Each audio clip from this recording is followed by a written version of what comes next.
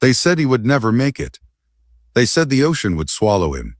They said hunger would break him before the journey even began.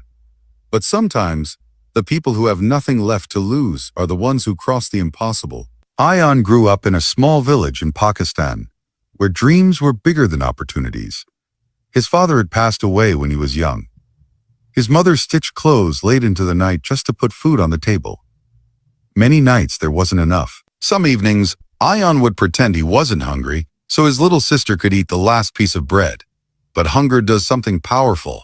It either destroys you, or it builds something unbreakable inside you. At 22, Ayaan made a decision that terrified everyone. He would leave home. He would travel across mountains, across borders, across rivers and oceans, all the way to the UK.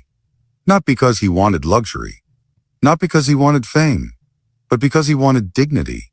His companion on this dangerous journey was Bilal, his childhood friend. Bilal had the same fire in his eyes, the same silent pain. They didn't have proper bags. They didn't have enough food. They didn't even have a clear map of what waited ahead.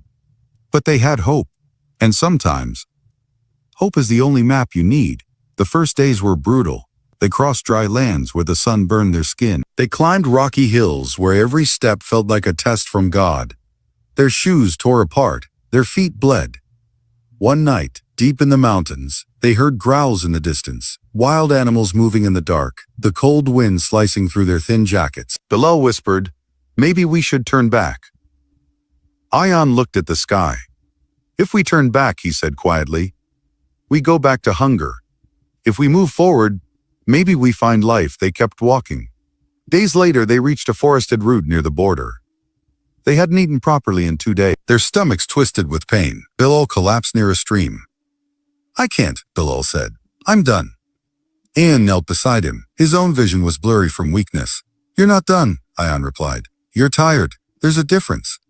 He shared the last piece of dry bread he had saved. Not enough to fill them, just enough to remind them they were still alive. Then came the water, a small, overcrowded boat in the dark night, waves rising like walls. The ocean didn't care about dreams. It didn't care about sacrifice. It only tested courage. As the boat rocked violently, people screamed. Someone prayed loudly. Someone cried.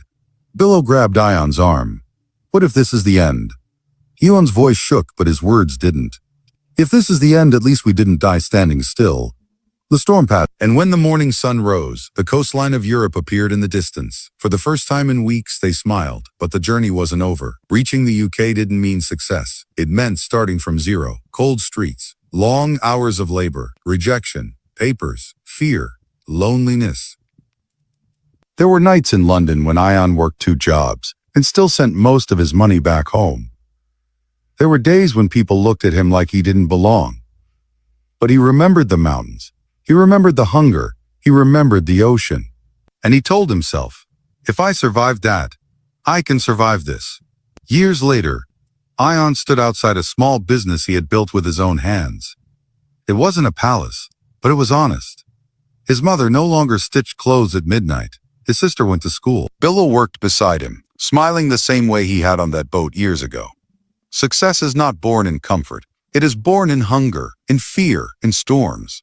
Most people quit when it gets hard, but the ones who cross mountains, who survive the dark waters, who refuse to turn back, they don't just reach a new country, they reach a new version of themselves. Because sometimes, the greatest journey is not from Pakistan to the UK. It is from fear to faith.